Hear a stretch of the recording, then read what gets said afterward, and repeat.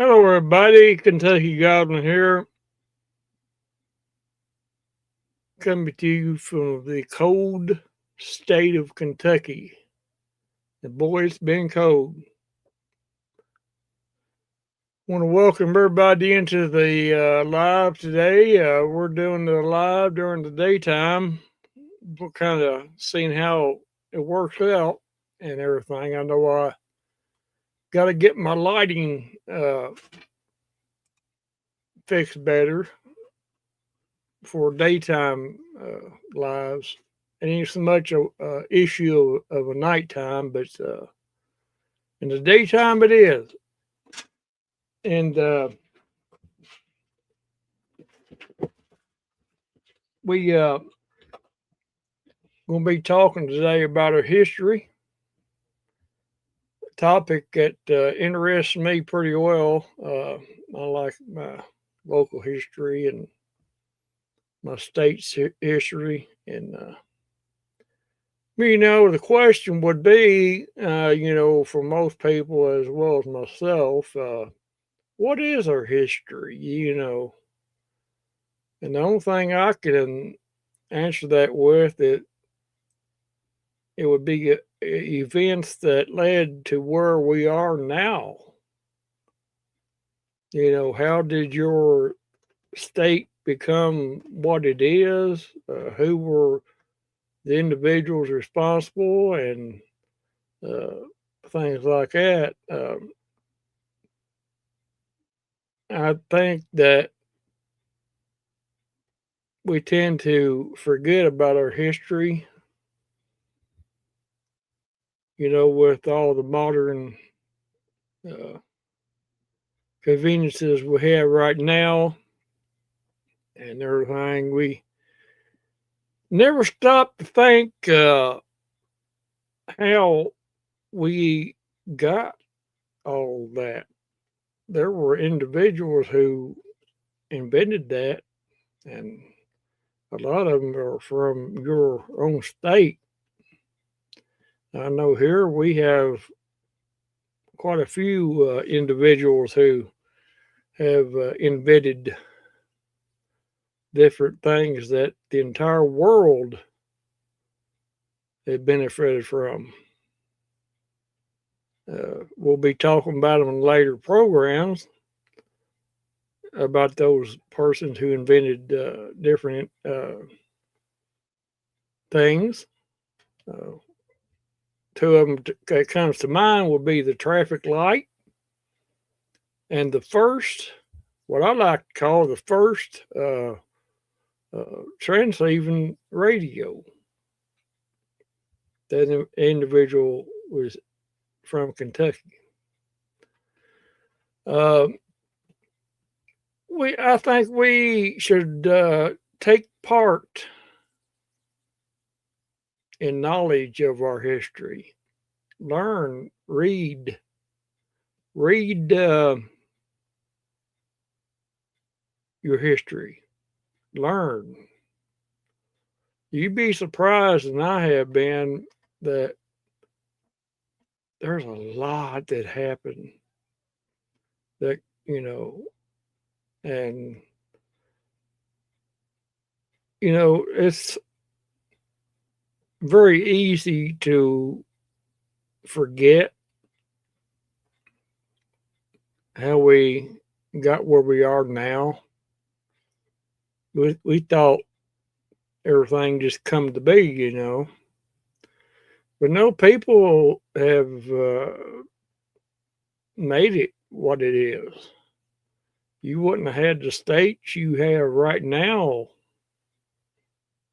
or country for that matter, if you're watching me from another country. You wouldn't have had that country if it wasn't for people in your past making it what it is.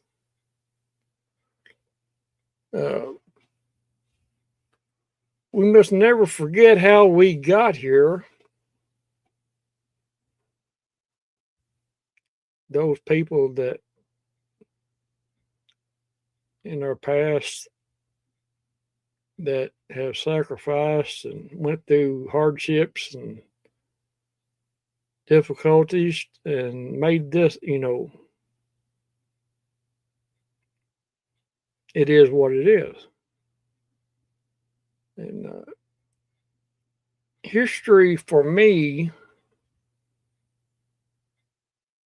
is how my state and my country came to be. Those men and women who endured hardships, for my point of view, is what made Kentucky what it is. And I'm doing a series talking about entitled Kentucky Legends. It's going to emphasize on different individuals who took part in the founding of Kentucky and the opening up of the West, the expansion west. If it weren't for those people, and once you start reading into the history of it, if it weren't for them, who knows how things would be right now, how it would have developed. But those individuals went through a lot, and they were some tough individuals. And sometimes I sit back and wonder, how would I match up in that time era? Well, I think I'm not bragging or anything, but I think I could hang in there. It takes a special type of person to, go into an unknown area and to try to find a better place to live while under the constant threat of Indian attack. And it took a special type of person. I'm very fortunate. My area location is rich in history, especially the history of Kentucky, the opening and exploration of it. This area right here is very rich in the history. Probably less than a mile, half mile maybe, from my present location. I'm going to share a photo with you if I could. Let's see if I think I got it figured out. I'm going to try to show you all a photo.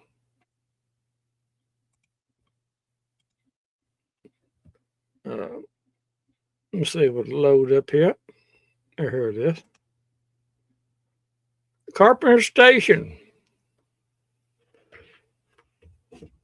It's probably I would say a mile from here, maybe a little less. But pair of binoculars, I can climb up there on one of these knobs and look at it real easily. So, but yeah, it was one of those little small forts or stations that, as you can read on this plaque, it was established in 1780 by three brothers, Adam Conrad, and John Carpenter. All were American Revolutionary soldiers. Sons of George Carpenter Sr., who died while serving with the 1st Virginia Regiment, one of early stations through which the settlement of Kentucky was achieved. Carpenters once owned 3,000 acres in vicinity of the station. Yeah, they got graves scattered everywhere. I know where, and if the present landowners ain't bulldozed them up, the headstones, I do know or did know where 2 cemeteries are at.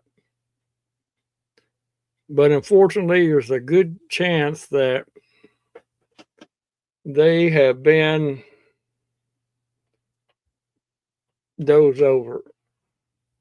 Now, one I can see from the road, and if you know where to look, you'll be able to spot it. And unless I can get out and go on foot and look, I don't see it. They got a big soybean field there now, so, and sometimes they rotate it in the corn. So, for whatever reason, I do believe they may have destroyed it, and that's a shame. It's actually it is illegal, and if someone really wanted to press the issue, they could make somebody upset.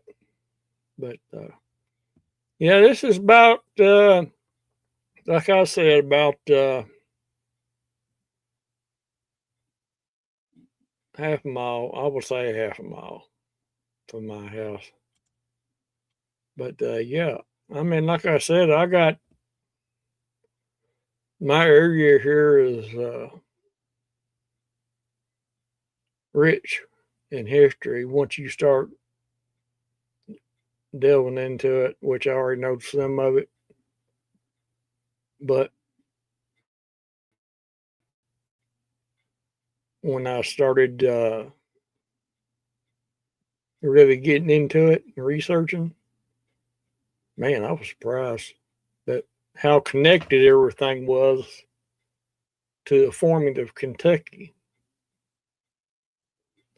I mean, where did this road, which we'll be talking about in future videos, was the trail that Daniel Boone marked out prior to the settlement, which is probably, well, it's in Stanford. Part of it runs through Stanford, and I've got a map of it that shows it, and I'll include that in future videos, especially the one about that particular subject, the Wilderness Road. I just like talking about things like this. It's very interesting to me, especially once, like I said before, once you start getting into the weeds on some of this stuff. My lord, you can find out all kinds of stuff. But as I said before, there are places nearby that were very important in the forming of my state. I consider myself very fortunate to have been born around such places.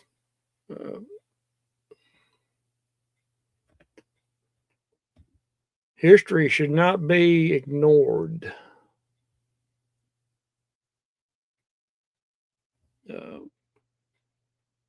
I think it's a bad mistake once you start ignoring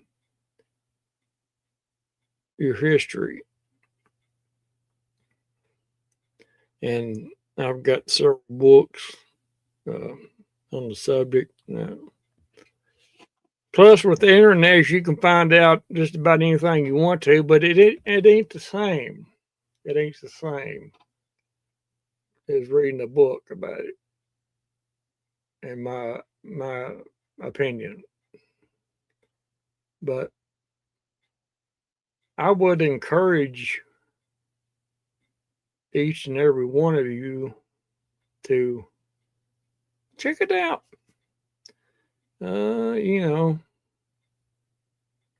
your local, whatever your area historical place, check them out. Just, you know, learn. I think it's a good thing that we learn of our history. It gives you a sense of pride, and I know pride is the Bible doesn't speaks against pride, but it's a proudness of, you know, the good Lord seeing fit to put you in a certain area at a certain time for a reason. And I know I may seem like I'm bragging, but, and I will repeat myself, I'm just very proud of my heritage and uh, being born in such an area with a rich history, all contributing to the founding of Kentucky. Uh, like I said again at the first, I know each one of you out there has a particular history of your own state. I would encourage you to learn as much as you can about it. It may not be as flamboyant or, should I say, uh,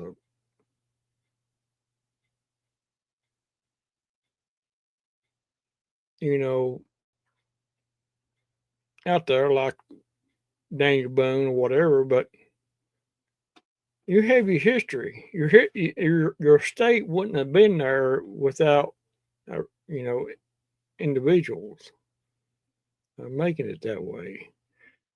After Daniel Boone, you know, he settled to Kentucky. You know, that opened the door. Kentucky opened the door for the rest of the country. If it wasn't for Kentucky, I know people sometimes say they got Tennessee in there. Tennessee didn't come around till later. I'm sorry.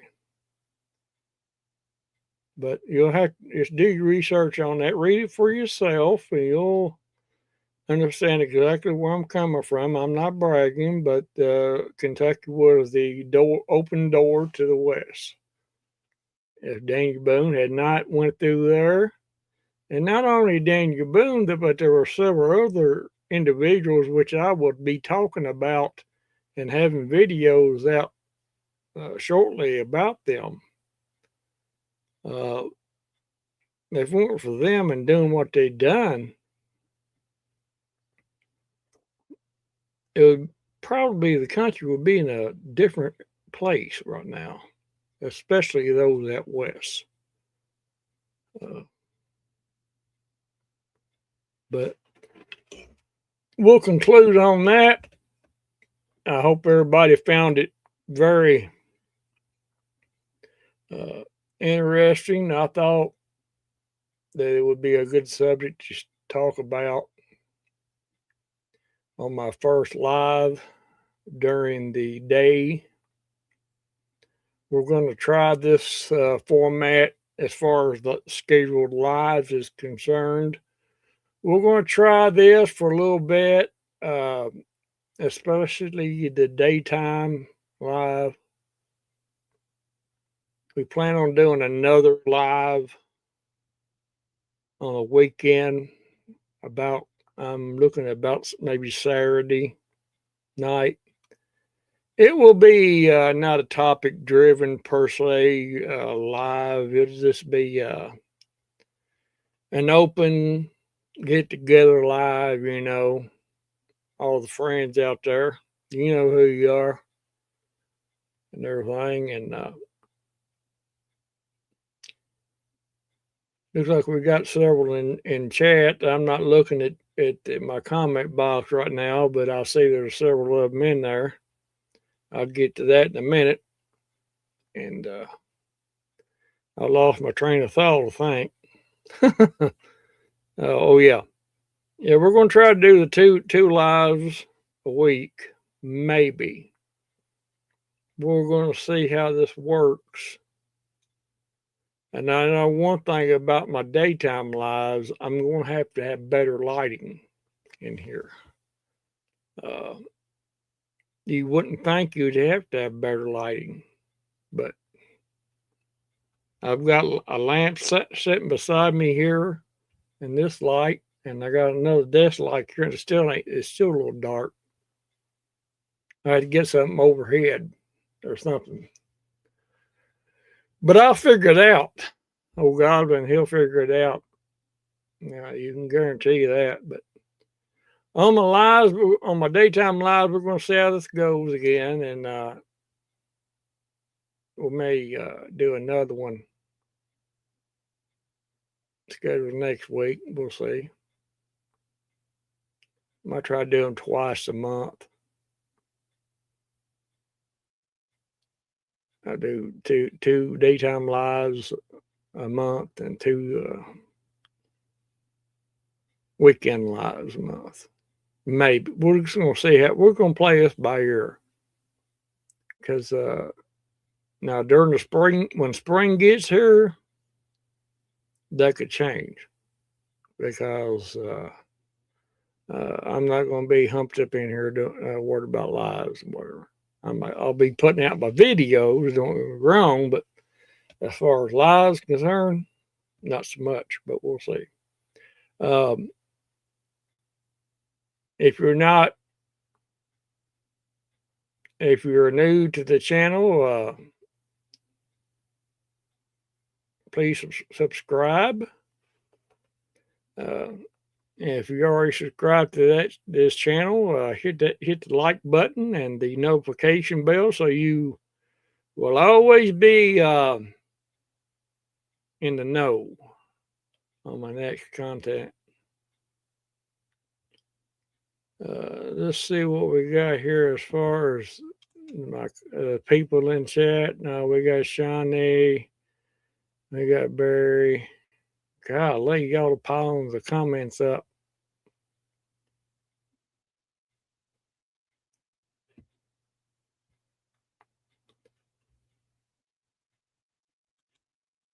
Yeah, I'm my Shawnee.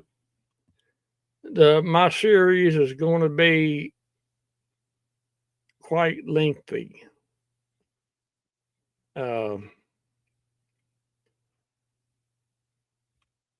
I'm going to be taking everything from open source, you know. It's very informative. There are several individuals, but I'm talking about, you know,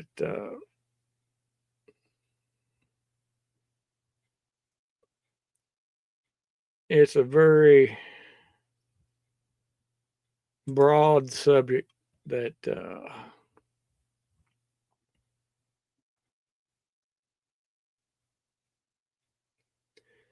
yeah, you got see everybody got something. Everybody got something.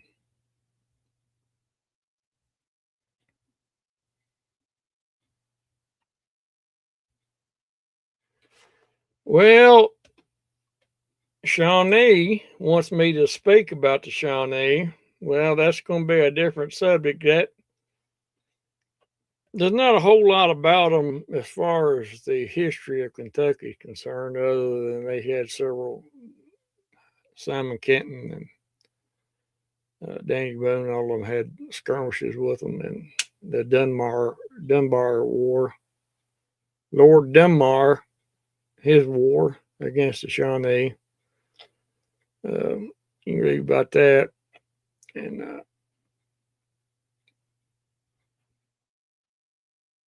the Shawnee was pretty much in majority here, plumb up into Ohio, Indiana.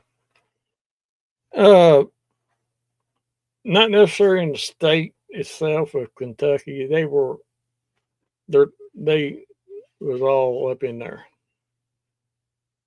But my later videos, you'll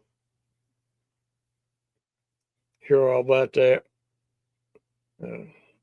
I know you can go yourself and look all the stuff up, but I'm gonna still do it. I'm getting all my resources from Wikipedia. They seem I wasn't gonna go by what they said so much until I got to reading it. They're pretty accurate on their stuff. They're pretty close, pretty accurate. I think it's a good resource on anything, really. I'll be taking some of my material from that. But we won't be keeping alive very long. I want to wish everybody a good tidings and all that stuff, and appreciate coming in there, Shawnee and Barry, and anybody else that watches the restream later on. Hope you get some kind of information from it. But in the meantime, do your own research.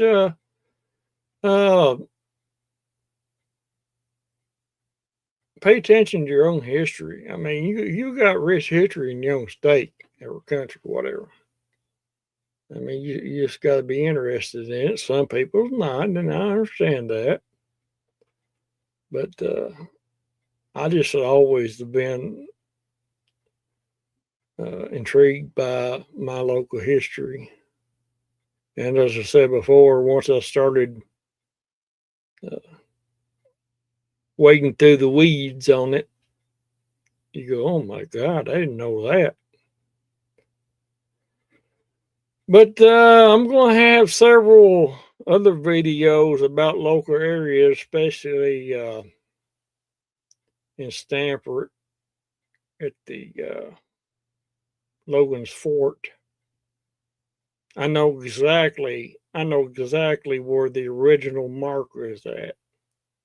I know exactly where it's at. Not the fort that you can see from the road. Not that. That's not the original place. Not too far from there. You could almost throw a rock and hit the actual location. But the problem is, unless they've changed it, that marker is on private property. Now, I don't know if that's changed because that's been, at least 10 years or so ago since I last seen it. But there is a marker there. And that's interesting in itself, that Logan's Fort. Benjamin Logan, he was inspirational in Daniel Boone's court martial. But you can read about that or watch my last video on Daniel Boone, talk about it. And in my opinion, I think after reading about it, I think it was more jealousy than anything else, because it just seemed that way. But Simon Kenton is another individual. Once you find out there's a mysterious event that happened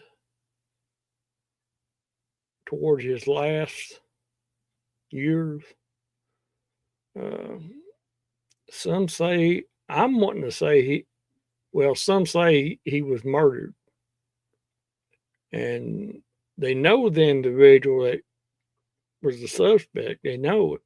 They know he was, but back in you couldn't prove it. But anyway, you can read all about that. I'll have a video about that. That'll be my next video that I'll be putting out, Simon Kenton. So watch out for it. And I want to wish everybody a good day and appreciate everybody coming in. Shawnee and Barry, I'm not keeping it long today. As stated in my one of my videos when I was talking about this, I was going to keep the daytime video very long. So with that, I'll catch y'all on the flip side. And old Goblin, he'll be out of here. Y'all have a nice day.